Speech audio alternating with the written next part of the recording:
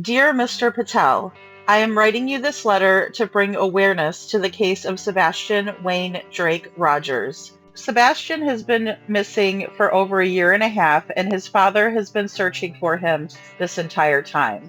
I can't say the same for his mother Katie and his stepfather Chris. It seems they have been nothing but oppositional this entire time. Sebastian did go missing from their home on Stafford Court in Hendersonville, Tennessee, and has not been seen since February 25th, 2024, when he was caught on camera leaving the Texas Roadhouse with his mother, Katie.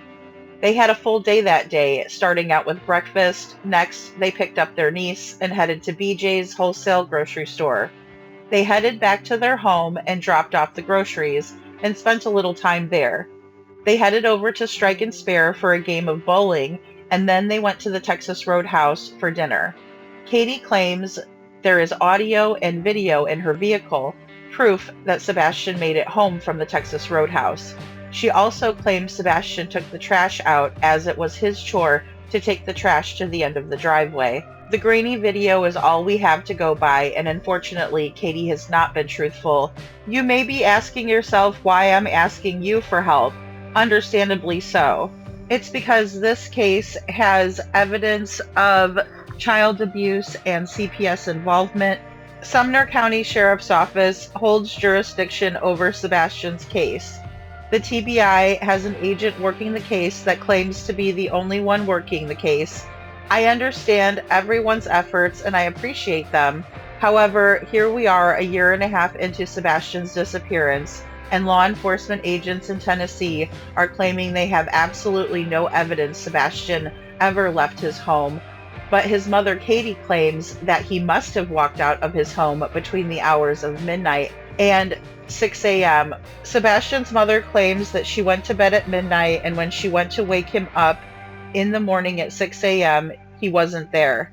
Since Sebastian's disappearance, Chris and Katie have ever-changing stories, have made fools out of themselves all over social media with the way they speak of their son Sebastian, who is missing, and who I have, by using their own words, caught them in countless lies about what happened to Sebastian. There has yet to be a solid criminal investigation into Christopher and Katie Proudfoot and Christopher's family, who is known to hire people to do their dirty work for them. But in this case, I have a feeling they've kept it in the family. None of the family members, nor Chris or Katie, have shown up to any of the vigils to show support Sebastian's father, Seth Rogers, has held for his son. There is something gravely wrong with this situation. If all other options have been exhausted, then that only leaves Sebastian's mother, Katie, who was the last one with Sebastian in the home that evening.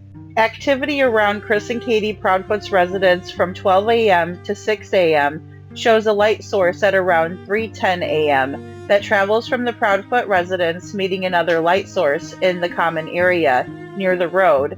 After meeting up briefly, the other light source travels back to the Proudfoot residence after whatever transpired. That is the only activity which suggests that Sebastian did not leave his home willingly, and that shows that someone left the home and came back to the home with a flashlight. If there were only 2 people in the home, then one could quickly deduct that maybe 2 people left that night and only one came back to the home. It's very simple math. It's crystal clear. I appreciate your concern and attention to this matter. Sincerely, Lady Freedom. We are Sebastian's army, and we are Sebastian strong.